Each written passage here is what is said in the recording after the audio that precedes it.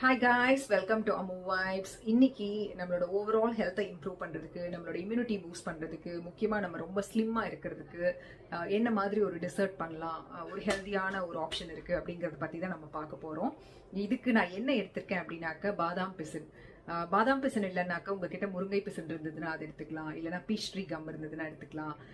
So இது கூட வந்து கொஞ்சம் ரெட் டேட்ஸ் எடுத்திருக்கேன், அதுக்கப்புறம் டேஸ்ட்டுக்காக கொஞ்சம் கருப்பட்டி எடுத்திருக்கேன்.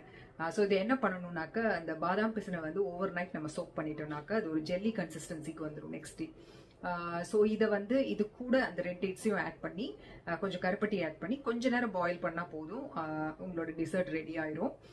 ஸோ இது வந்து ரொம்பவே ஹெல்தி ஆப்ஷன்.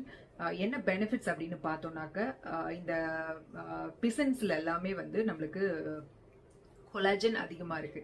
கொலாஜன் வந்து நம்மளோட ஸ்கின் எலாஸ்டிசிட்டி மெயின்டைன் பண்ணுறதுக்கு ஹெல்ப் பண்ணும். ஸோ நம்மளோட ஸ்கின்னை வந்து ஷைனிங்காக வச்சுக்கிறதுக்கு, அட் த சேம் டைம் நம்மளோட இம்யூனிட்டி ஓவரால் இம்யூனிட்டி பூஸ்ட் பண்ணுறதுக்கு, கட் ஹெல்த் இம்ப்ரூவ் பண்ணுறதுக்கு, முக்கியமாக ரொம்ப ஸ்லிம்மாக இருக்கிறதுக்கு, இது எல்லாத்துக்குமே இது ஹெல்ப் பண்ணுது.